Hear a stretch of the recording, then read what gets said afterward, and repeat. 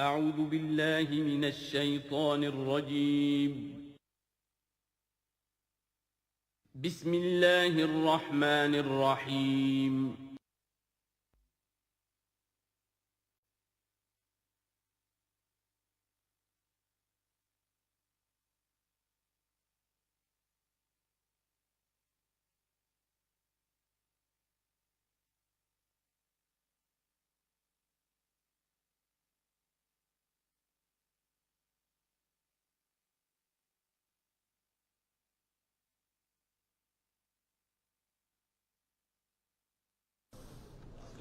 اعوذ باللہ من الشیطان الرجیم بسم اللہ الرحمن الرحیم سبح اسم ربک الاعلی الذی خلق فسوی والذی قدر فہدی صدق اللہ العظیم۔ اب جو دو صورتوں کا جوڑا آ رہا ہے، سورۃ الاعلی اور سورۃ الغاشیہ، ان دونوں کے بارے میں یہ بات تو آپ میں سے بہت سے حضرات کے علم میں ہوگی کہ نبی اکرم صلی اللہ علیہ وسلم کا یہ معمول تھا کہ جمعہ اور عیدین کی نمازوں میں آپ ان صورتوں کی قرأت فرماتے تھے، پہلی رکعت میں سورۃ الاعلی، دوسری رکعت میں سورۃ الغاشیہ، اور اس کی وجہ بھی صاف سمجھ میں آ جاتی ہے۔ ان دونوں میں تذکیر کا حکم ہے حضور کو، فذکر انما انت مذکر فذکر ان نفعت الذکریٰ۔ تو چونکہ جمعہ اور عیدین میں خطبہ ہے، باقی نمازیں جو ہیں وہ تو صرف قرآن پڑھا جاتا ہے، لیکن یہ کہ جن نمازوں کے ساتھ خطبہ ہے اس میں وہ تذکیر ہے، یاد دہانی ہے، اور اس کے حوالے سے پھر یہ صورتیں جو ہیں حضور نے صلی اللہ علیہ وسلم ان نمازوں کے لیے گویا کہ منتخب کی۔ سبح اسم ربک الاعلی، پاکی بیان کرو اپنے اس رب کے نام کی جو بہت بلند و بالا ہے۔ نام کا لفظ یہاں کیوں کہا گیا؟ اس لیے کہ ہمارا جو بھی کوئی ذہنی رشتہ ہو سکتا ہے اللہ تعالیٰ کے ساتھ، جہاں تک اس کی ذات ہے، وراء الورا ثم وراء الورا ثم وراء الورا، اس کا کوئی تصور ہمارے لیے ممکن نہیں، ہمارے تخیل سے، تصور سے، وراء الورا ثم وراء الورا، ہمارا جو بھی اس کے ساتھ ذہنی قلبی رشتہ ہے اس کے ناموں کے حوالے سے ہے۔ وَلِلَّهِ الْأَسْمَاءُ الْحُسْنَىٰ فَادْعُوهُ بِهَا، لہذا تسبیح بھی ہوگی اللہ کی، تحمید بھی ہوگی تو اللہ کے ان اسماء کے حوالے سے۔ الذی خلق فسوی والذی قدر فہدی، یہ چار الفاظ جو ہے بہت قابل توجہ ہیں۔ جیسے کہ اس سے پہلے ہم پڑھ چکے ہیں کہ تین الفاظ میں تخلیق کے عمل کو اللہ تعالیٰ نے واضح کیا تقسیم کرتے ہوئے۔ هو اللہ الخالق البارئ المصور، ایک شے کا پہلے ایک ذہن میں نقشہ بنتا ہے، پھر اس کا بالفعل اس کو پھر باہر جو ہے اس کا وجود آتا ہے، پھر اس کے فنشنگ ٹچز ہوتے ہیں، پھر تصویر ہے اس کی۔ الخالق الباری المصور، یہ سورہ حشر کے آخر میں جو اسماء کا گلدستہ ہے سب سے بڑا قرآن حکیم میں، اس میں آخر میں یہی تین ہیں۔ یہاں چار الفاظ ہیں، خلق فسوا۔ اس کو ہم یوں سمجھ سکتے ہیں کہ ایک ہے کسی چیز کا جو اصل حیولہ ہے وہ تیار کر دیا جائے، جس کی سادہ ترین مثال یہ ہے کہ بلڈنگ ہے، اس کا سٹرکچر کھڑا ہو گیا، اب اس کے بعد تسویہ ہے، اس کی چھان پھٹک کر کے اور اس کے سنوارنا ہے، اس کو، اس کے اندر ڈیکوریشن ہے، اس کے اندر مختلف جو ہے خوبصورتی کی چیزیں پیدا کرنی ہے، یہ تسویہ ہے۔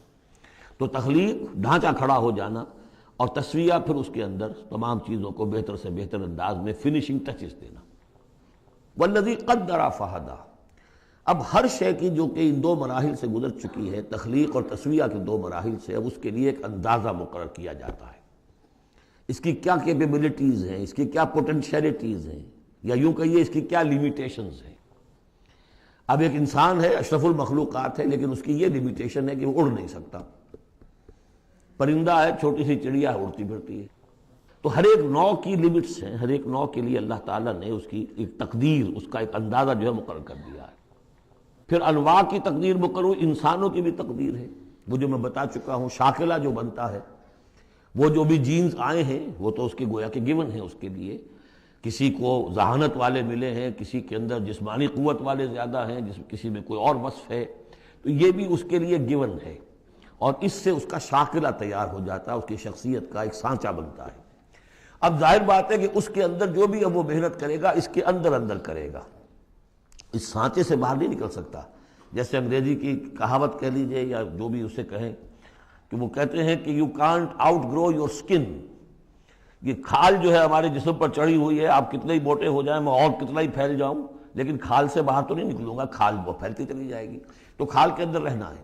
اسی طرح وہ جو سانچہ بن گیا ہے انسان کی شخصیت کا، نیکی کریں گے تو اسی کے اندر اندر کریں گے، بدی کریں گے تو اس کے اندر اندر کریں گے۔ اب اس کی کوانٹٹی جو ہے وہ اللہ تعالیٰ کے ہاں فیصلہ کن نہیں ہے، اللہ تعالیٰ یہ دیکھ لے گا کہ اس شخص کے اندر کتنی کیپیبلٹی تھی، اس کے حساب میں اس نے کیا کیا۔ ایک شخص 100 درجے تک جا سکتا تھا، وہ گیا ہے 50 درجے تک۔ ایک شخص جا ہی سکتا تھا 50 تک اور وہ 50 تک چلا گیا، تو وہ 50 تک جو ہے وہ 100% کامیاب ہو گیا، اور یہ جو ہے ناکام شمار ہو جائے گا۔ تو یہی بات جو ہے میں نے وضاحت پہلے بھی کر دی تھی کہ لا یکلف اللہ نفسا الا وسعہا، کسی بھی جان کو اللہ تعالیٰ مکلف نہیں ٹھہرائے گا، رسپانسبل نہیں ٹھہرائے گا مگر اس کی وسعت کے مطابق۔ یہ انڈیویجول سا جو ہے وسعت ہر شخص کی، اس کا شاکلہ، یہ گویا کہ اس کی ذاتی تقدیر ہے۔ فہدا، چوتھی چیز ہے کہ ہر شے کا ایک اندازہ مقرر کرنے کے بعد پھر ایک جبلی ہدایت اس کو دے دی جاتی ہے، چلو ادھر۔ پہلی جبلی ہدایت ہے جس کا ذکر آ جائے گا ابھی تھوڑی دیر کے بعد۔ جبلی ہدایت جو ہے وہ ہر بکری کے اندر ہدایت ہے کہ یہ چیز تمہارے کھانے کی ہے، یہ کھانے کی نہیں ہے۔ بہترین گوشت اس کے سامنے ڈال دیجئے وہ تو نہیں کھائے گی، تو جبلی ہدایت ہے اس کی۔ اور گوشت کے اور جو ہے آپ شیر کے سامنے بہت اچھی سبزیاں ترکاریاں لا کر ڈال دیجئے، وہ دیکھے گا بھی، تھوکے گا بھی نہیں، ان کو اسے گوشت چاہیے۔ یہ ہے ہر جبلی ہدایت۔ پھر جبلی ہدایت کے اوپر پھر ہدایت کے اور مراحل ہیں جو اللہ تعالیٰ دیتا ہے، پھر وہ اپنی کتابیں نازل فرماتا ہے، اپنے نبی بھیجتا ہے۔ یہ گویا کہ ہدایت کی تکمیل ہے، ورنہ ہدایت تو بنیادی طور پر جو ہے ہر جبلت کے اندر بھی اللہ نے ودیت کر دی ہے۔ تو یہ ہر کریشن کے لیے یہ 4 الفاظ جو یہاں آئے، سبح اسم ربک الاعلی الذی خلق فسوی والذی قدر فہدی والذی اخرج المرعی، وہی ہے کہ جو نکالتا ہے چارہ زمین سے، فجعلہ غثاء احوا، جو شروع میں تو گھاس اگی ہے تو بڑی خوبصورت ہریاول جو ہے، اس کے بعد وہ سیاہ پڑ جاتا ہے اور چورا چورا ہو جاتا ہے۔ سنقرئک فلا تنسیٰ، اے نبی ہم آپ کو پڑھا دیں گے، آپ بھولیں گے نہیں۔ یہ بھی وہی بات ہے جو سورہ قیامہ میں آ چکی ہے، لا تحرک بہ لسانک لتعجل بہ ان علینا جمعہ وقرآنہ، ہمارے ذمہ ہے، آپ یہ مشقت زیادہ اپنے اوپر نہ لیں، یہ ہم کام کر دیں گے، آپ کے سینے میں اس کو جمع کر دیں گے اور پڑھوا دیں گے، ترتیب بھی بتا دیں گے۔ سنقرئک فلا تنسیٰ الا ما شاء اللہ، سوائے اس کے جو اللہ چاہے۔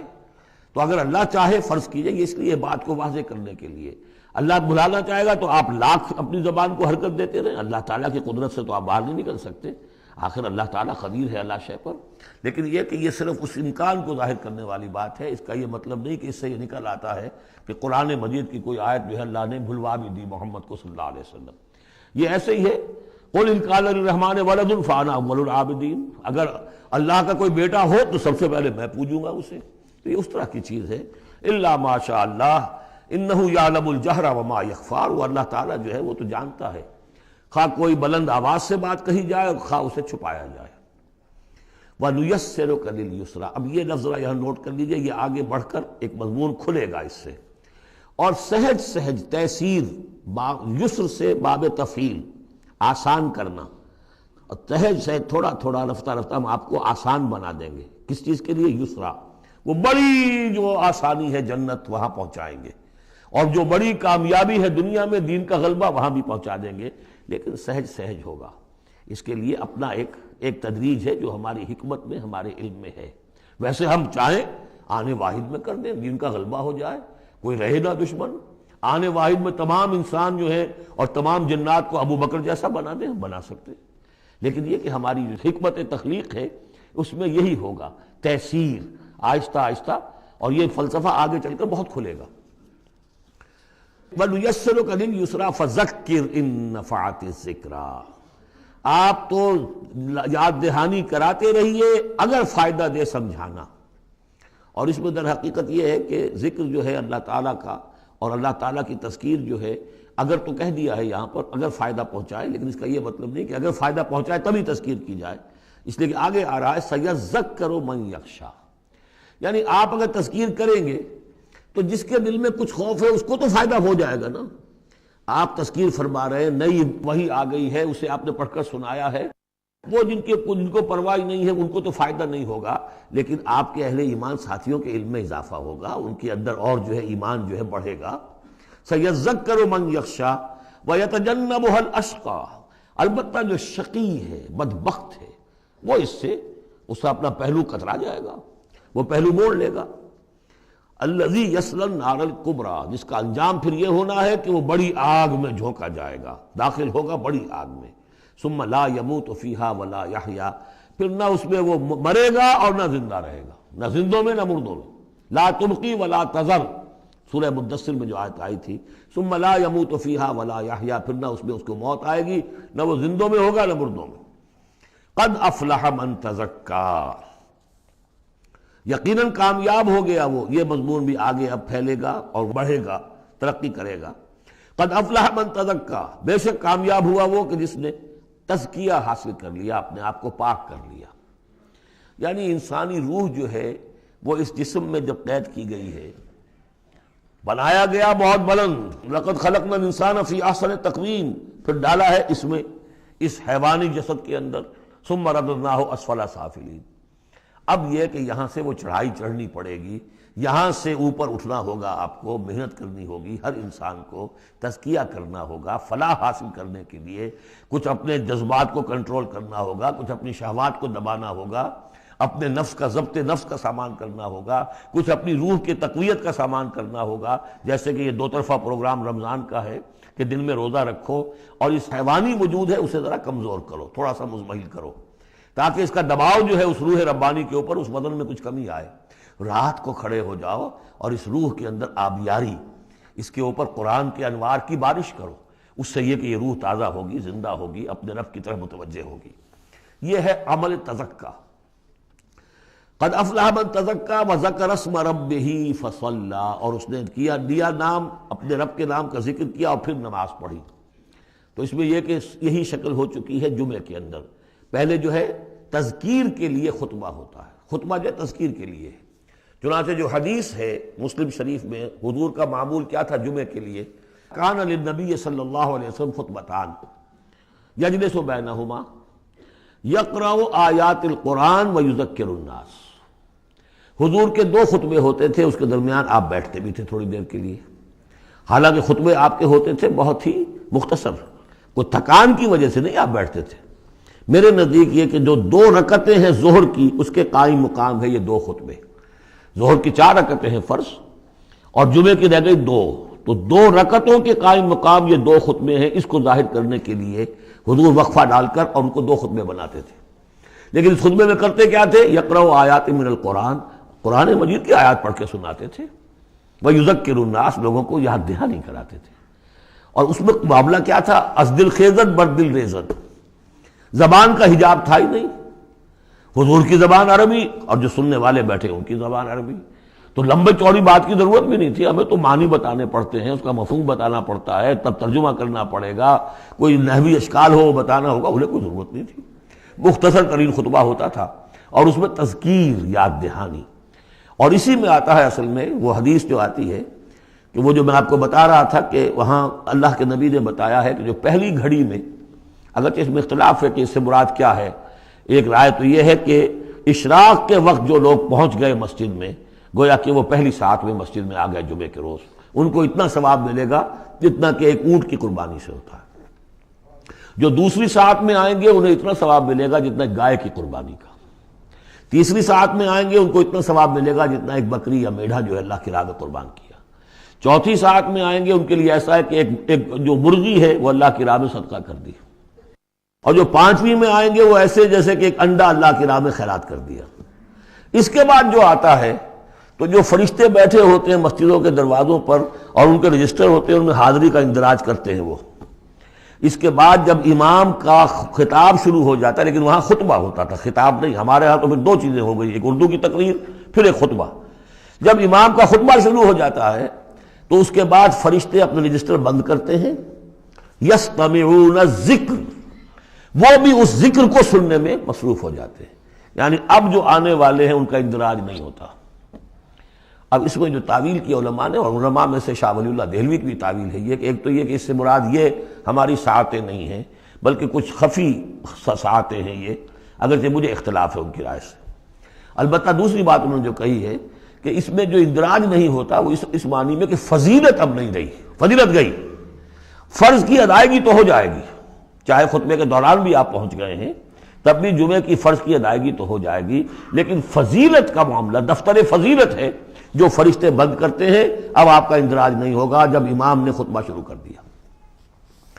تو وہ ہے کہ ذکر اسم ربہ، پہلے خطبے میں اللہ کا نام لیا، ذکر کیا، پھر نماز پڑھی، یہ ترتیب گویا کہ جمعے کے اندر ہو رہی ہے۔ بل تؤثرون الحیات الدنیا، تمہارا اصل مرض کیا ہے؟ تم دنیا کی زندگی کو ترجیح دیتے ہو۔ اللہ اللہ خیر صلی اللہ، میں نے یہی کہا تھا نا کہ بما قدم واخر، کسے آگے رکھا کسے پیچھے رکھا، سارا فیصلہ تو اس میں ہے۔ مقدم آخرت ہے اور دین ہے یا دنیا ہے؟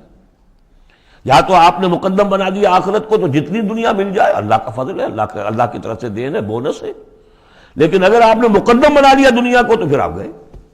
بس یہ ہے سارا کانٹے کی بات جو ہے۔ تو اس حوالے سے بل تؤثرون الحیات الدنیا کلا بل تحبون العاجلہ وتذرون الآخرہ، تمہارا اصل مرض یہ ہے، تم اس عاجلہ سے محبت کرتے ہو، اس کا نفع بھی نقد نقصان بھی نقد، تکلیف بھی فوراً محسوس ہو گئی اور راحت بھی فوراً محسوس ہو گئی، اور آخرت کا نفع نقصان بھی قرض ہے، ادھار ہے، اس کی تکلیف اس وقت محسوس نہیں ہو رہی۔ انگارے بھر رہے ہیں اپنے پیٹ کے اندر لیکن وہ انگارے اس وقت پیٹ کو جلا نہیں رہے ہیں، وہ انگارے ظاہر ہو جائیں گے قیامت کے اندر، وہ جلائیں گے اس وقت، لیکن انگارے بھر اس وقت رہے ہو۔ جو فرمایا کہ جو یتیموں کا مال ہڑپ کرتے ہیں ناحق طور پر، ما یاکلون فی بطونہم الا نار، وہ آگ بھر رہے ہیں اپنے پیٹوں کے اندر، لیکن اس وقت وہ آگ ٹھنڈی ہے، شوگر کوٹڈ ہے، اوپر اس کے انسولیشن ہے، وہ آپ کے معدے کو جلاتی نہیں جا کر، لیکن وہی ہے تو آگ۔ بہرحال تم ترجیح دیتے ہو دنیا کو، والآخرۃ خیر وابقیٰ، جبکہ آخرت بہتر بھی ہے اور باقی رہنے والی ہے۔ ان ھذا لفی الصحف الاولی، یہی بات تھی پرانے صحیفوں میں۔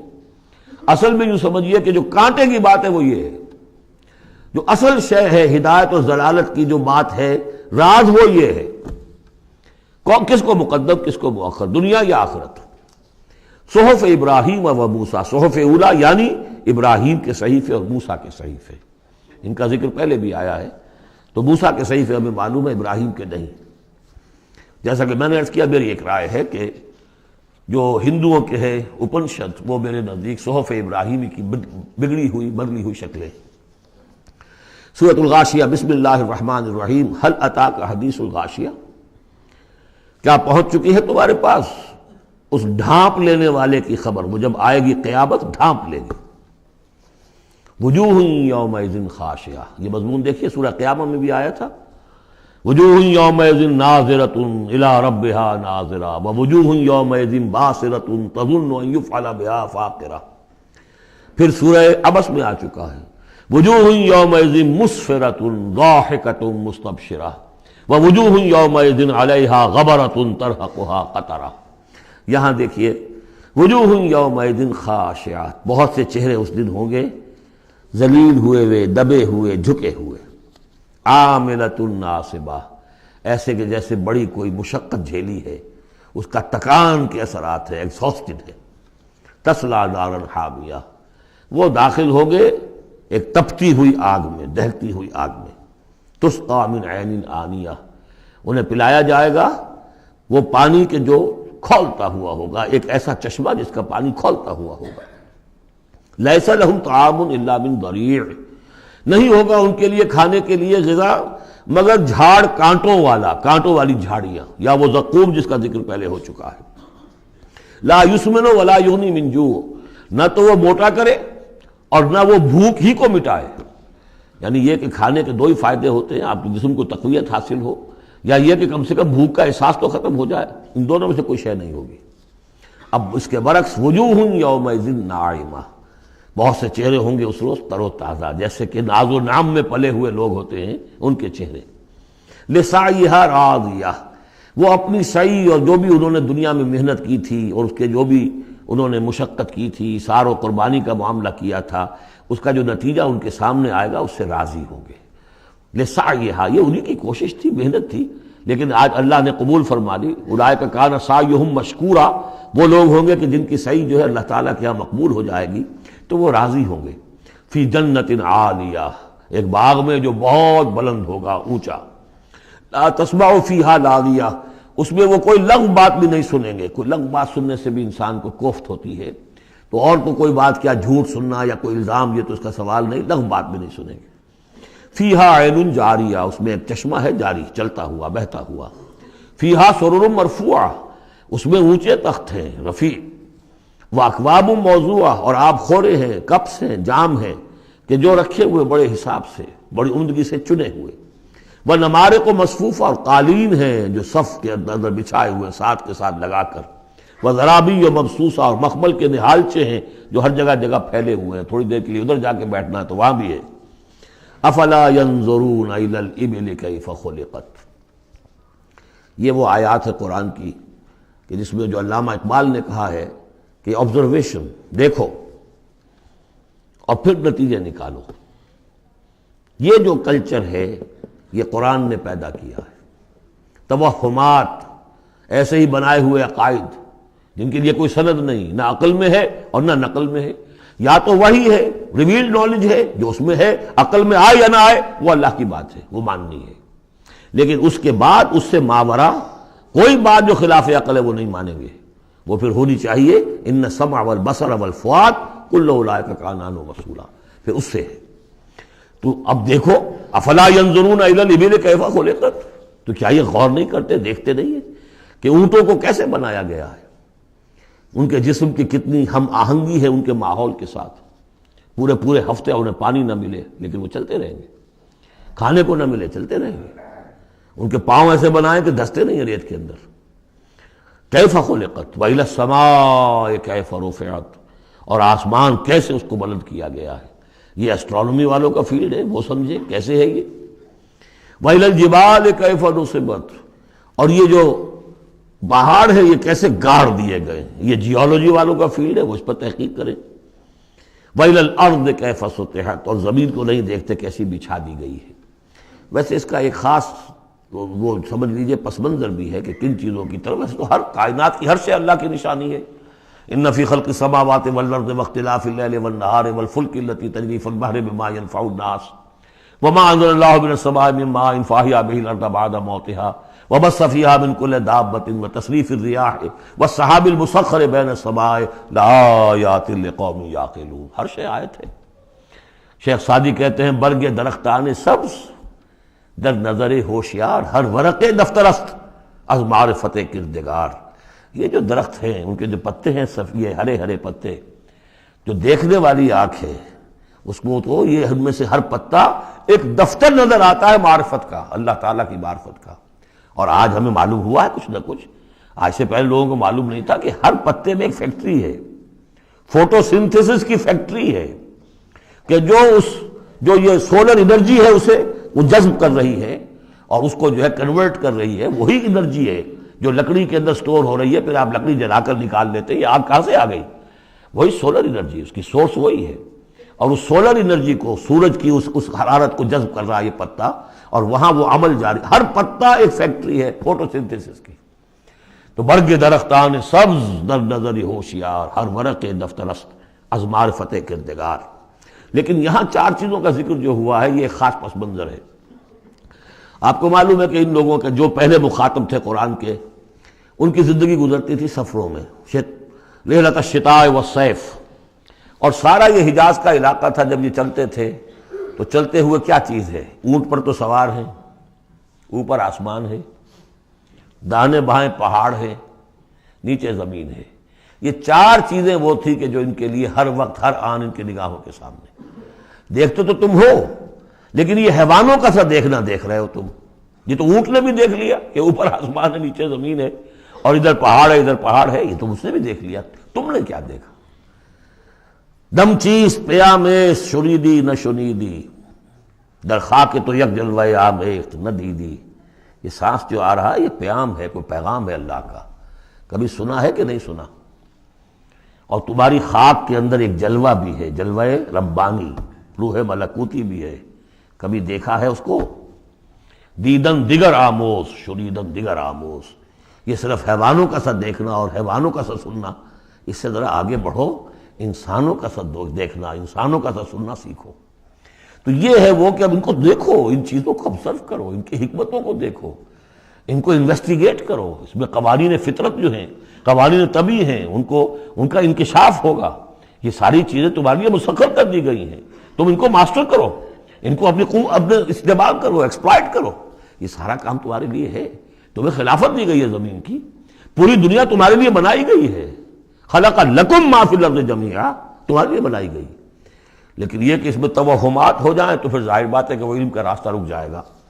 افلا ينظرون الى الابل كيف خلقت والى السماء كيف رفعت والى الجبال كيف نصبت والى الارض كيف سطحت فذكر انما انت مذکر. تو اے نبی آپ نصیحت کرتے رہیے، تذکیر کرتے رہیے، ان کو بتاتے اور سکھاتے رہیے، یاد دہانی کرتے رہیے. آپ تو بس یاد دہانی کرانے والے ہیں، آپ ان کے اوپر لست علیہم بمسیطر، آپ کو داروغہ نہیں ہے کہ کان پکڑ کر لے آئیں ان کو ہدایت کے راستے پر. یہ آپ کا کام نہیں. الا من تولا وکفر، سوائے اس کے کہ جس نے منہ موڑا اور کفر کیا، فیعذبہ اللہ العذاب الاکبر، پھر اس کو تو اللہ عذاب دے گا، سب سے بڑا عذاب. کیوں سب سے بڑا عذاب؟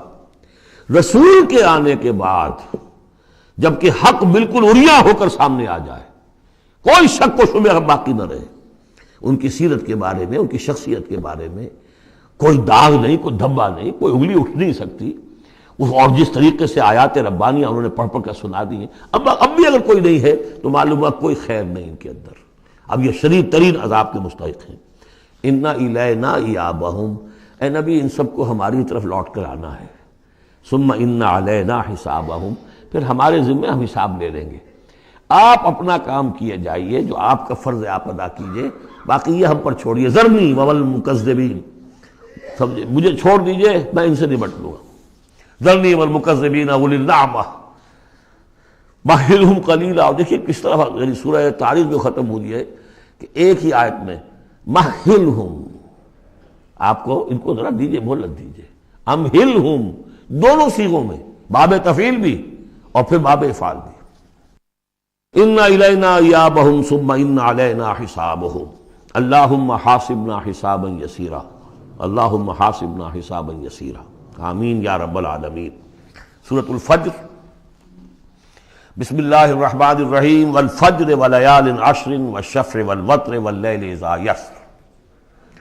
یہ قسمیں جو ہیں، پہلے جیسا کہ عرض کیا مشکلات القرآن میں سے ہیں اور اس طرح کے دورے میں اس میں بحث نہیں ہو سکتی، لیکن یہ کہ فجر، عام خیال یہ کہ اس سے مراد ہے 10 ذی حج کی جو فجر ہوتی ہے، جس کے بعد کہ نحر ہوتا ہے، قربانی ہوتی ہے، وہ گویا کہ کلائمیکس ہے پھر حج کے افعال کا. ولیال عشر، اور اس سے پہلے کی 10 راتیں.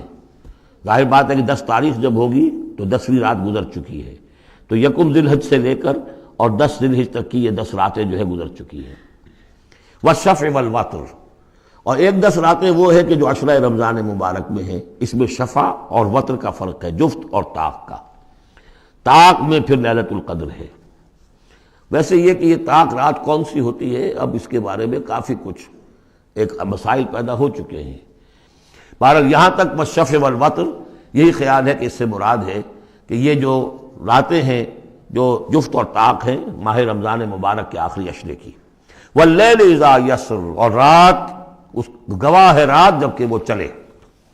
حل فی ذالک قسم لذی حجر، کیا اس میں ہے کوئی دلائل ہے، قسم ہے ان لوگوں کے لیے کہ جو عقل مند ہیں، ان میں جو نشانیاں ہیں ان چیزوں کے اندر جن کو کہ گواہی کے اندر پیش کیا گیا ہے.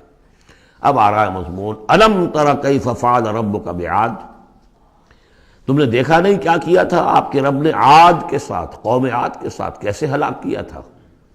ارم ذات العماد، وہ ارم جو ستونوں والا تھا. خیال یہ ہے کہ ارم جو ہے یہ قوم عاد کا شاہی خاندان تھا، جیسے فراعنہ مصر کے، نماردہ عراق کے، تبع یہ تھے یمن کے، اور ارم جو ہے یہ قوم عاد کا جو خاندان تھا بادشاہی، ان کا لقب تھا. ذات العماد، اونچے اونچے ستونوں والا. اور اب جو اس شہر کی شداد جو ان میں ایک بہت بڑا بادشاہ گزرا ہے، اس کے آثار، اس کے کھنڈر موجود دیکھ لیے گئے ہیں کہ اس صحرا کے نیچے دبے ہوئے ہیں، اور 30 اس کے اوپر بڑے بڑے مینار بنے ہوئے ہیں اس شہر کی فصیل کے اوپر۔ تو ذات العماد جو بڑے ستونوں والا تھا، التی لم یخلق مثلھا فی البلاد، جیسے کہ اس سے پہلے کبھی دنیا میں نہیں بنائے گئے تھے۔ معلوم ہوتا ہے کہ ویسی تعمیر جو اس عاد کے بادشاہ شداد نے کی تھی، شاید دنیا میں پہلی مرتبہ اتنا، اسی لیے شداد کی جنت مشہور ہے، اس نے وہ جنت بنا لی تھی اپنی، اس قدر وہاں پر ساز و سامان تھا۔ وَثَمُودَ الَّذِينَ جَابُوا الصَّخْرَ بِالْوَادِ، اور تم نے دیکھا کہ اس سمود کے ساتھ کیا کیا تمہارے رب نے، جنہوں نے چٹانوں کو، وادی میں چٹانوں کو تراش تراش کر محل بنا لیے، وہ تو اب بھی موجود ہیں، بڑے بڑے ہال، پھر بغلی کمرے، بڑے عمدہ ان کے جو مکان بنے ہوئے۔ وَفِرْعَوْنَ ذِي الْأَوْتَادِ، اور کیا کیا آپ کے رب نے فرعون کے ساتھ کہ جو میخوں والا تھا، اس کے جو کہ بڑے بڑے لشکر چلتے تھے، تو بہت سے خچر تو ایسے ہوتے تھے جن کے اوپر صرف جو خیموں کو کھڑے کرنے کے لیے میخیں ہوتی تھی وہی اٹھا کے چل رہے ہیں۔ کچھ اور بھی اس کے بارے میں آ رہا ہے، واللہ عالم۔ الذین طغوا فی البلاد، اصل بات یہ ہے کہ ان تمام قوموں نے سرکشی اختیار کی ملکوں میں، فاکثروا فیہا الفساد، ظاہر بات ہے جب اللہ کے خلاف سرکشی ہوگی تو خلق کے لیے فساد ہو جائے گا۔ اکثروا فیہا الفساد، اس میں بڑا فساد پیدا کر دیا۔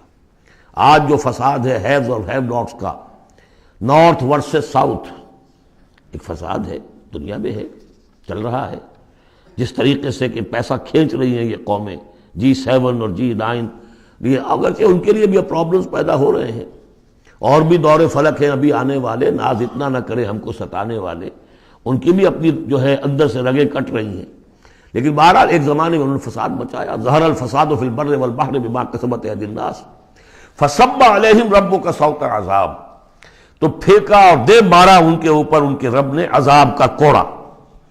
عذاب کا کوڑا تھا جس سے آل فرعون بھی ختم ہوئے، اور وہ عاد بھی تباہ و برباد کر دیے گئے، قوم سمود نسیم منسیہ کر دیے گئے۔ ان ربک لبالمرصاد، جان لو کہ تمہارا رب تاک میں بیٹھا ہوا ہے، گھات میں ہے، جو کوئی ایسی سرکشی کرے گا اس کا پھر یہی حشر کرے گا۔ یہ اب جو مضمون آ رہا ہے قرآن مجید میں بہت ہی اہم مضمون ہے۔ فَأَمَّا الْإِنسَانُ إِذَا مَا ابْتَلَاهُ رَبُّهُ فَأَكْرَمَهُ وَنَعَّمَهُ فَيَقُولُ رَبِّي أَكْرَمَنِ، انسان کا معاملہ یہ ہے کہ جب اس کا رب اسے آزماتا ہے، اسے عزت دیتا ہے، نعمتیں دیتا ہے، تو وہ کہتا ہے میرے رب نے مجھے عزت دی۔ وَأَمَّا إِذَا مَا ابْتَلَاهُ فَقَدَرَ عَلَيْهِ رِزْقَهُ، جب اسے آزماتا ہے اور اس کا رزق جو ہے اس پر تنگ کر دیتا ہے، راشننگ کر دیتا ہے، تھوڑا تھوڑا دیتا ہے، فَيَقُولُ رَبِّي أَهَانَنِ، تو وہ کہتا ہے میرے رب نے مجھے ذلیل کر دیا۔ کلا، ایسا نہیں ہے۔ آپ کو کیا خرابی نظر آئی اس میں؟ کوئی شرک نہیں ہے۔ اس نے یہ تو نہیں کہا کہ مجھے نعمتیں دی ہیں تو کوئی لکشمی بائی کی کرپا ہو گئی ہے، یہ تو نہیں کہا، اللہ نے، میرے رب نے مجھے عزت دے دی، اور اگر کہیں تنگی آ گئی ہے تو یہ میرے رب نے مجھے ذلیل کر دیا۔ توحید تو مکمل ہے نا یہاں، کہ کسی اور دیوی دیوتا، کسی اور الہہ کا تذکرہ نہیں ہے، رب ہی نے مجھے عزت دی، رب ہی نے مجھے ذلیل کیا۔ تو عز من تشاء و تذل من تشاء، اے اللہ تو ہی ہے جس کو چاہتا عزت دیتا ہے، جس کو چاہتا ذلیل کر دیتا ہے۔ تو کیا خرابی کیا ہے اس میں؟ اس میں خرابی یہ ہے کہ اس دنیا میں جو کچھ تمہیں ملتا ہے تم اسے عزت مت سمجھو، یہ امتحان ہے، اور اگر کبھی تنگی آتی ہے اسے ذلت نہ سمجھو، یہ بھی امتحان ہے، یہ برابر ہے۔ یہ تم نے اسے عزت سمجھا، دھوکہ کھا گئے، اس کو ذلت سمجھا، دھوکہ کھا گئے۔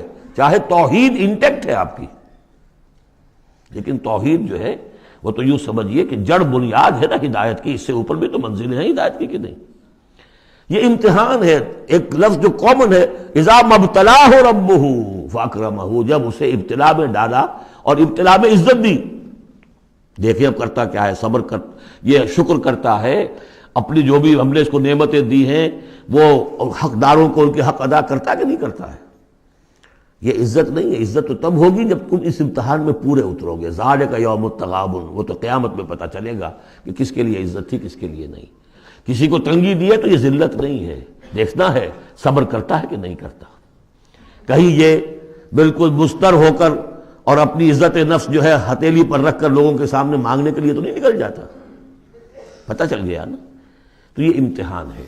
تو پہلا درجہ سمجھیے کہ چاہے فراوانی ہو، عیش ہو، آرام ہو، دولت ہو، یہ بھی امتحان۔ تکلیف ہے، رنج ہے، محنت ہے، مشقت ہے، اسرت ہے، تو یہ بھی امتحان، دونوں برابر ہو گئے۔ اب بھی ہدایت اس سے اوپر بھی ہے ایک۔ ہمارے دل میں یہ چور رہے گا پہلا امتحان آسان ہے دوسرا مشکل ہے، نہیں، حقیقت اس کے برعکس ہے۔ پہلا مشکل ہے، یہ دولت میں رہ کر بھول جانے کا آپ کے اندر زیادہ امکان ہے۔ الہا، میں نے حدیث آپ کو سنائی تھی، ما قل و کفا خیر مما کثر و الہا، اگر زیادتی ہوگی، دولت ہوگی، تم اللہ کو بھول جاؤ گے تو زیادہ سخت نقصان یہ ہے، زیادہ بڑا امتحان یہ ہے۔ اور اگر ناپ تول کر مل رہا ہے تو ہر وقت اللہ یاد رہے گا، یہ ہلکا ہے، اگر حقیقت وہ بھاری ہے۔ اور اسی میں وہ واقعہ نوٹ کر لیجئے امام احمد ابن حنبل رحمۃ اللہ علیہ کا، کہ جب وہ مار پڑ رہی تھی کہ جس کے بارے میں الفاظ ہیں کہ ہاتھی کو بھی وہ مار پڑتی تو بلبلا اٹھتا، اس وقت آنکھوں میں آنسو نہیں آئے۔ کب آئے؟ جب بادشاہ وقت، خلیفہ وقت کا ایلچی آیا ہے اشرفیوں کے توڑے لے کر کہ یہ بادشاہ نے آپ کے لیے نذرانہ بھیجا ہے، تب رو پڑے، اے اللہ میں اس امتحان کے قابل نہیں ہوں، یہ امتحان سختر ہے۔ تو یہ ہے درجہ بدرجہ، لَتَرْكَبُنَّ طَبَقًا عَنْ طَبَقٍ، تو ہدایت کے بھی یہ درجے ہیں۔ پہلا درجہ تو یہ ہے کہ جو بھی ہے اللہ کی طرف سے ہے، تنگی ہے تو اللہ کی طرف سے، اور فراوانی ہے تو اللہ، یہ توحید تو پوری ہو گئی آپ کی، اللہ کی طرف سے ہے۔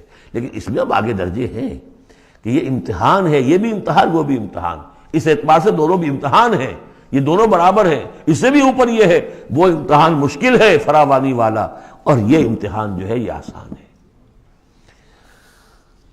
فَأَمَّا الْإِنسَانُ إِذَا مَا ابْتَلَاهُ رَبُّهُ فَأَكْرَمَهُ وَنَعَّمَهُ فَيَقُولُ رَبِّي أَكْرَمَنِ وَأَمَّا إِذَا مَا ابْتَلَاهُ فَقَدَرَ عَلَيْهِ رِزْقَهُ فَيَقُولُ رَبِّي أَهَانَنِ كَلَّا۔ لیکن چونکہ تمہاری ذہنیت یہ ہے، لہذا تمہارا طرز عمل کیا ہے؟ بَلَا تُكْرِمُونَ الْيَتِيمَ، تم یتیم کی عزت نہیں کرتے۔ وَلَا تَحَاضُّونَ عَلَىٰ طَعَامِ الْمِسْكِينِ، تم مسکینوں کو، غریبوں کو کھانا کھلانے پر ایک دوسرے کو اکساتے بھی نہیں ہو، خود تو کیا کھلاؤ گے؟ اس لیے کسی اور سے اگر کہہ دیں گے تو وہ پلٹ کر کہہ دے گا تم کیوں نہیں کھلا دیتے، لہذا بہتر یہ ہے کہ خاموش ہی رہو۔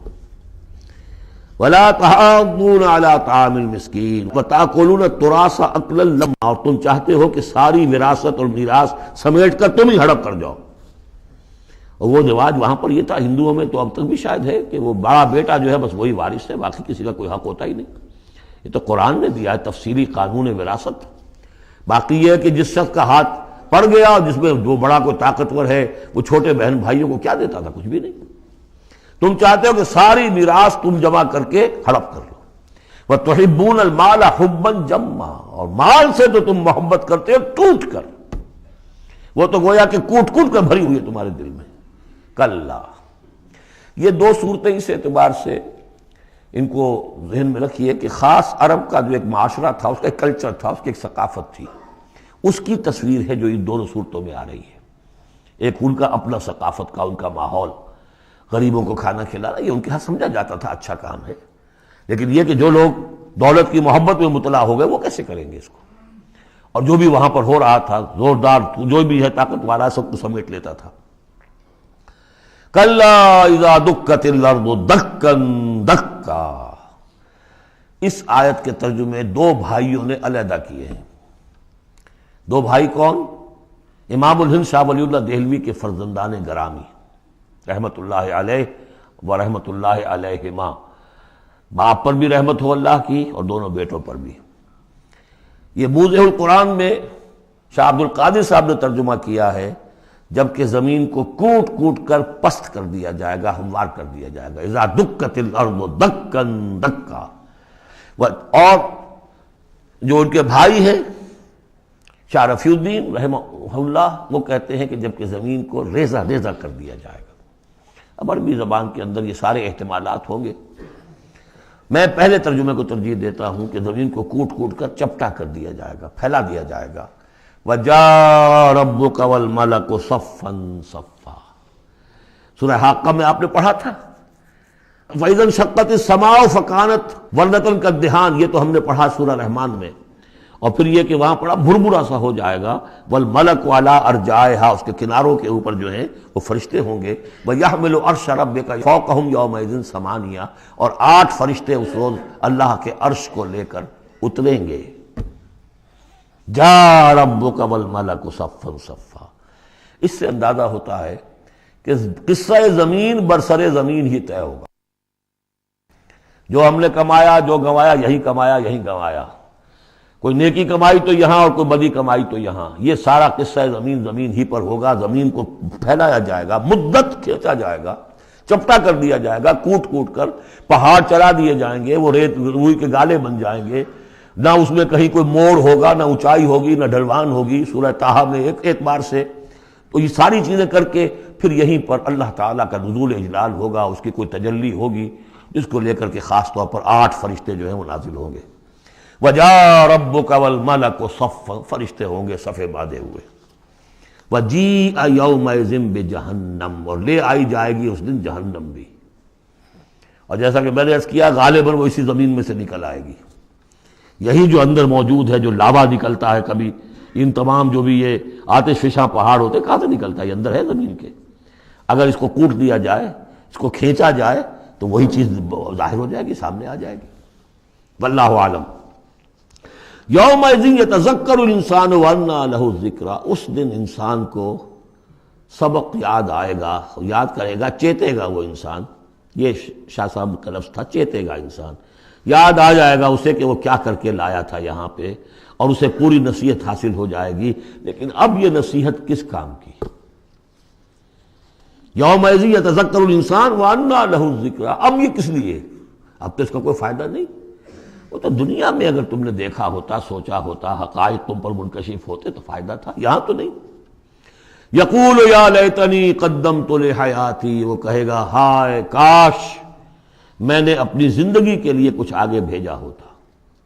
یہ لفظ نوٹ کیجیے، حیاتی. میری زندگی تو اصلی یہ ہے، آج معلوم ہوا مجھے. میں تو دنیا کی زندگی کو زندگی سمجھتا رہا. وہ زندگی نہیں تھی، وہ زندگی کی تمہید تھی. وہ ایک امتحانی وقفہ تھا.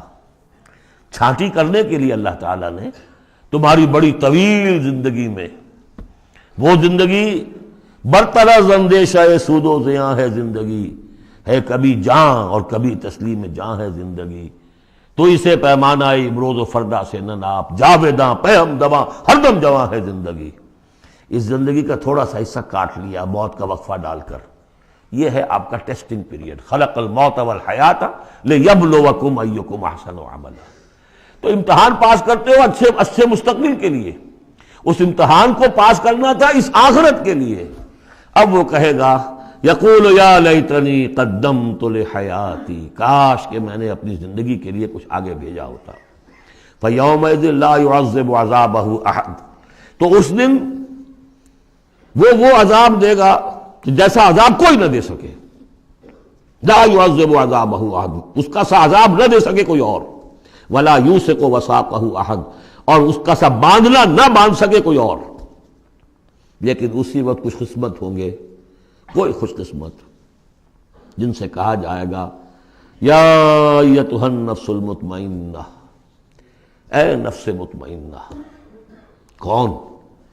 جو اس زندگی میں، امتحانی زندگی میں مطمئن ہو کر اپنے رب کی بندگی میں لگا رہا، یکسوئی کے ساتھ اس کے دین کے ساتھ چمٹا رہا. مطمئن. یا ایتھا النفس المطمئنہ ارجعی الی ربک راضیۃ مرضیہ، اب لوٹ جاؤ اپنے رب کی طرف اس حال میں کہ تم اس سے راضی، وہ تم سے راضی. رضی اللہ عنہم ورضوا عنہ فادخلی فی عبادی، داخل ہو جاؤ میرے نیک بندوں میں. اولئک مع الذین انعم اللہ علیہم من النبیین والصدیقین والشہداء والصالحین. جاؤ ادھر جاؤ. فادخلی جنتی، اور داخل ہو جاؤ میری جنت میں. اللہم ربنا اجعلنا منہم، بڑی ہمت کرنی پڑے گی یہ کہنے کے لیے کہ پروردگار ہمیں ان میں شامل فرما دے. سورۃ البلد، اب یہ اس کا جوڑا ہے. بسم اللہ الرحمن الرحیم. لا اقسم بہذا البلد، یہ میں نے نہیں وضاحت کی آپ کے سامنے. یہ لا اقسم کیوں ہے؟ لا اقسم، لا اقسم بیوم القیامہ، لا اقسم بالنفس اللوامہ، فلا اقسم بالشفق واللیل وما وسق. یہ لا جو ہے نافیہ نہیں ہے، یہ لا ہے اس معنی میں تم جو کہہ رہے ہو غلط ہے، میں قسم کھاتا ہوں قیامت کے دن کی. اسی طرح تمہارے دماغ میں جو بیٹھا ہوا غلط نہیں. جیسے کہ انگریزی میں نے I swear by the day of judgement, لیکن ہوتا کیا ہے انگریزی میں نے کے بعد کاما لگ جاتا ہے تو آپ کو پتہ چل گیا یہ علیحدہ ہے، لیکن عربی میں یہ قومیں وغیرہ ہیں نہیں. تو لا اقسمو میں نہیں قسم کھاتا، یہ نہیں ہے. نہیں قسم ہے مجھے قیامت کے دن کی، نہیں قسم ہے مجھے اس شہر کی. کون سا شہر؟ مکہ مکرمہ. کیوں؟ یہ ابھی بات میں واضح ہو جائے گی. وَأَنْتَ حِلٌّ بِهَذَا الْبَلَدِ، اور اے نبی آپ حلال کر لیے گئے ہیں اس شہر میں. اور کچھ لوگوں نے ترجمہ کیا ہے آپ کے لیے حلال ہو جائے گا یہ شہر، یعنی یہ کہ ایک وقت آئے گا کہ اس شہر میں خونریزی کرنا آپ کے لیے اس کی اجازت ہو جائے گی، حالانکہ یہ جو ہے بلد الحرام ہے. گویا کہ فتح مکہ کے دن کچھ نہ کچھ تو وہاں پہ آخر خونریزی ہوئی ہے، بہت کم، منیمم لیکن ہوئی تو ہے. لیکن یہ کہ میرے نزدیک وہ مفہوم نہیں، مفہوم پہلا ہے. آپ کو حلال کر لیا گیا اس وقت، آپ کی عزت نفس پہ حملے ہو رہے ہیں، آپ کو ستایا جا رہا ہے، آپ کو تکلیفیں دی جا رہی ہیں، آپ جھیل رہے ہیں. دیکھیے ایک تو یہ شہر ہے وادی غیر ذی زرع جس میں کچھ پیدا ہی نہیں ہوتا، وہاں کی زندگی ویسے ہی مشقت والی زندگی تھی.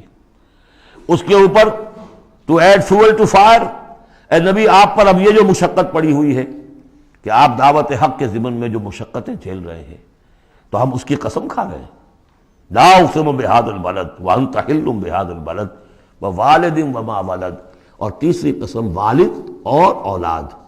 یہ ایک اور مشقت ہے جو انسان پر ہے، اولاد کا پالنا، پروان چڑھانا، پرورش کرنا، کتنا بڑا بوجھ. یہ قسمیں کھا کر کیا کہا؟ لقد خلقنا الانسان فی کبد، ہم نے انسان کو محنت و مشقت ہی میں پیدا کیا ہے. یہ گویا کہ اس کے ساتھ جوڑ لیجئے یا ایھا الانسان انک کادح الی ربک کدحا فملاقیہ. تو میں نے اس وقت بھی عرض کیا تھا غالب کے جو دو اشعار ہیں، قید حیات و بند غم اصل میں دونوں ایک ہیں. موت سے پہلے آدمی غم سے نجات پائے کیوں؟ مشقت تو یہاں ہر ایک کے لیے، محنت ہے، مشقت ہے، تکلیف ہے، مسائل ہیں، پریشانیاں ہیں، کوفت ہے، ہر شخص کے لیے. بس ذرا سا فرق ہے، کوئی ایئر کنڈیشن کمرے میں بیٹھا ہوا ہے لیکن چین نہیں ہے. ایئر کنڈیشن کمروں کے اندر مخملی گندیلوں پر نیند نہیں آ رہی ہے. کوئی شخص ہے کہ جس کو مشقت جو ہے جسمانی ہے، کسی کی مشقت جو ہے وہ نفسیاتی ہے. مشقت ہے. لقد خلقنا الانسان فی کبد، یہاں کوئی بھی اس کبد سے، اس مشقت سے مستثنا نہیں ہے. قید حیات و بند غم اصل میں دونوں ایک ہیں. موت سے پہلے آدمی غم سے نجات پائے کیوں؟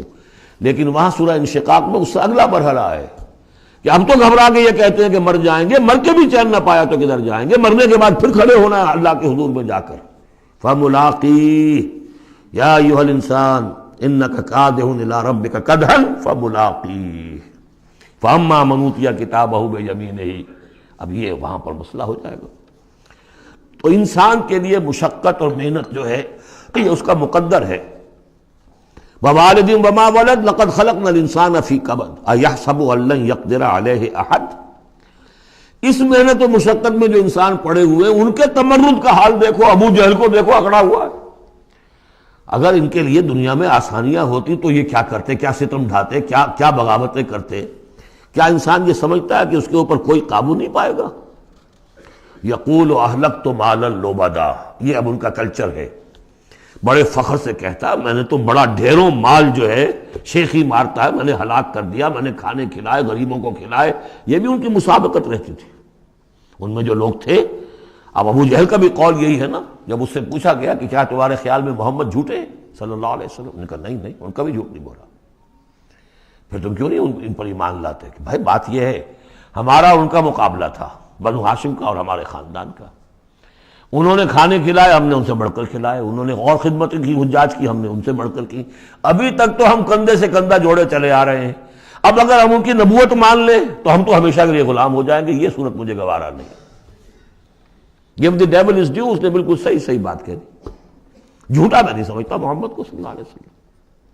کتنا اخلاقی روب تھا حضور کا اس پر، وہ ہم پڑھ لیں گے آگے چل کر جب سورہ علق ہم پڑھیں گے، وہ بعد میں اسی وقت کے لیے موضوع ہے.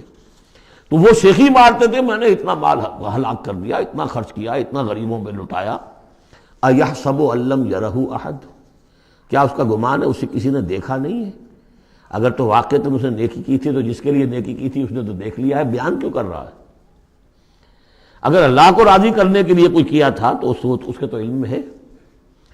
الم نجعل لہ عینین، کیا ہم نے اس کو دو آنکھیں نہیں دی، ولسانا وشفتین، اور زبان دی اور دو ہونٹ دیے، وہدیناہ النجدین، اور ہم نے اس کو راہ دکھلا دی دو گھاٹیوں کی. دو گھاٹیوں کی ہدایت دے دی. اس میں عام رائے تو یہ ہے کہ اس سے مراد ہے نیکی اور بدی، لیکن یہ کہ مجھے اس رائے سے زیادہ اتفاق ہے جن کے خیال میں اس سے مراد ہے ماں کی دو چھاتیاں، ابھار ہوتے ہیں، نجدین اس کو کہتے ہیں جو چیز ابھری ہوئی ہو. یہ جبلی ہدایت ہے جو بچہ لے کر آیا ہے. کس نے پڑھایا اس کو؟ کس نے یہ سکھایا ہے اس کو کہ جاؤ چوسو اور تمہارے اندر دودھ آ جائے گا، تمہیں جو ہے غذا مل جائے گی؟ یہ ہدایت ہے اللہ کی. وہ میں نے عرض کیا تھا جبلی ہدایت. الذی خلق فسوی والذی قدر فہدی، یہ ہدایت تو وہ لے کے آیا بچہ. اسے معلوم ہے میری غذا کہاں ہے. اس کی ماں میں، اس کے منہ میں جاتا ہے ماں کا دودھ اور وہ اس کو چوستا ہے اور پیتا ہے. کہیں سے سیکھ کر آیا ہے، کوئی ٹریننگ اس کو دی گئی ہے. وہدیناہ النجدین، بہرحال دونوں معنی آپ ذہن میں رکھیے. فلقتحم العقبہ، لیکن وہ گھاٹی کو عبور نہ کر سکا. گھاٹی کون سی ہے بھائی؟ وما ادراک ما العقبہ، جانتے ہو وہ گھاٹی کون سی ہے؟ فک رقبہ، کسی گردن کا چھڑا دینا، آزاد کر دینا، کسی غلام کو آزاد کرا دینا اپنا مال خرچ کر کے، یا کسی مقروض کا قرضہ ادا کر دینا اپنے مال سے. او اطعام فی یوم ذی مسغبہ، یا کھانا کھلا دینا بھوک کے دن جبکہ اپنے بھی لالے پڑے ہوئے ہوں، قحط کا عالم ہو، اور آدمی کو نظر آ رہا ہو کہ میرا اپنا سٹور بھی جو ہے گندم کا ختم ہو رہا ہے، پھر بھی کھانا کھلائے بھوکے کو. یتیما ذا مقربۃ، اس یتیم کو کہ جو قرابت دار بھی ہے، بھتیجا ہے، بھانجا ہے. او مسکینا ذا متربہ، یا وہ محتاج جو مٹی میں رل رہا ہے. ثم کان من الذین آمنوا وتواصوا بالصبر وتواصوا بالمرحمہ. دیکھیے یہ ہے وہ فلسفہ جو سورہ حدید میں آیا تھا، اب اچھی طرح سمجھ لیجئے. اس میں سے انسان کا اس گھاٹی میں سے نکل جائے گا تو آگے رستہ صاف ہے. وہ اصل جو بریک لگا ہوا ہے وہ مال کی محبت کا ہے. اس کو کھولو گے پھر گاڑی چلاؤ، چلے گی گاڑی. جس کے دل میں یہ مال کی محبت ہے، جو مال کو خرچ نہیں کر سکتا کسی بھی ضرورت مند کے اوپر، کسی ادائے حقوق کے اندر، اب وہ شخص جو ہے وہ تو گویا کہ اس گھاٹی سے نکلا ہی نہیں. اسے ایمان کی کہاں نعمت میسر آئے گی. ایمان لے بھی آئے گا اس حال میں تو منافق ہوگا. سمجھ رہے میری بات کو؟ اگر یہ گند دل میں سے نکلا نہیں، پاک نہیں ہوا، تو ایمان لے بھی آئے گا کسی وجہ سے تو منافق بنے گا، مومن تو نہیں بن سکتا صحیح معنی میں. اس گندگی کو دور کرو، جیسا کہ ہم نے وہاں پڑھا تھا، اعلموا ان اللہ یحیی الارض بعد موتها قد بینا لکم الآیات لعلکم تعقلون ان المصدقین والمصدقات واقرضوا اللہ قرضا حسنا یضاعف لهم ولهم اجر کریم والذین آمنوا باللہ ورسلہ. یہ منزل طے کر کے اگر ایمان لایا ہے انسان تو اولئک هم الصدیقون والشہداء، وہ ان کے مراتب عالیہ کھلے ہوئے ہیں. ادھر جاؤ یا ادھر جاؤ اپنی استاد طبع اور مزاج کے مطابق. یہاں بھی وہی ہے، پہلے یہ کام کیے ہوں فلقتحم العقبہ، اگر اس گھاٹی کو عبور کر لے. اور گھاٹی کون سی ہے؟ فک رقبۃ او اطعام فی یوم ذی مسغبۃ یتیما ذا مقربۃ او مسکینا ذا متربہ ثم کان من الذین آمنوا وتواصوا بالصبر وتواصوا بالمرحمہ. زمین کے اندر سے یہ گند آپ نے نکال دیا، شوریلی زمین کے اندر جو بھی تھا اس کو صاف کر کے اب بیج ڈالیے ایمان کا. ثم، یہ زمین تیار ہو گئی ہے، اب بیج ڈالیے. ثم کان من الذین آمنوا، پھر ہوا وہ ان لوگوں میں شامل کہ جو ایمان لائے اور تواصوا بالصبر وتواصوا بالمرحمہ. یہ وہ مضمون یہاں آ گیا ہے، والعصر ان الانسان لفی خسر الا الذین آمنوا وعملوا الصالحات وتواصوا بالحق وتواصوا بالصبر. اور یہاں پہ ترتیب بدلی ہوئی ہے، وہاں ایمان کے بعد عمل صالح یا عمل صالح کے بعد ایمان ہے. وہاں تواصی بالحق کے بعد تواصی بالصبر ہے، یہاں تواصی بالصبر پہلے ہے، تواصی بالمرحمہ بعد میں ہے. تو اس میں تقابل سے بہت سے جو حقائق ہیں وہ کھلتے ہیں. ثم کان من الذین آمنوا وتواصوا بالصبر وتواصوا بالمرحمہ. اگر اس گھاٹی کو عبور کر کے آدمی آئے اور پھر وہ ایمان لانے والوں میں شامل ہو تو پھر اس کا معاملہ اولئک هم الصدیقون والشہداء عند ربہم. اولئک اصحاب المیمنہ، یہ ہوں گے میمنہ والے، داہنے والے. وہ داہنے والا ہم پڑھ چکے ہیں سورہ واقعہ میں بھی. فاصحاب الیمین ما اصحاب الیمین واصحاب الشمال ما اصحاب الشمال فالسابقون السابقون کنتم ازواجا ثلاثا، 3 گروہوں میں تم تقسیم ہو جاؤ گے. پھر یہ بھی ہو سکتا ہے ان کو جو اعمال نامے دیے جائیں گے داہنے ہاتھ میں دیے جائیں گے، ان کو جو اعمال نامے تھمائے جائیں گے وہ بائیں ہاتھ میں تھمائے جائیں گے. اولئک اصحاب المیمنہ، ویسے یمن کا لفظ آتا ہے خوش بختی کے لیے. تو یہ خوش بخت لوگ ہیں، یہ کامیاب ہو گئے، یہ رشد اور سعادت کی منزلوں کو پا گئے، یہ فوز اور فلاح تک پہنچ گئے. والذین کفروا بآیاتنا، اور جو لوگ ہماری آیات کا انکار کریں گے، ہم اصحاب المشأمہ، وہ ہوں گے کم بختی والے. علیہم نار موصدہ، ان پر آگ بند کر دی جائے گی. یعنی ایک وہ ہے آگ کہ جس کا باہر نکل رہے ہیں، لپٹیں نکل رہی ہیں، ایک یہ کہ بند کر دیا جائے تو ساری حرارت اندر ہی اندر رہے، گویا کہ جسے دم پخت کہتے ہیں آپ، پوری کی پوری جو ہے ان کے اوپر آگ موند دی جائے گی.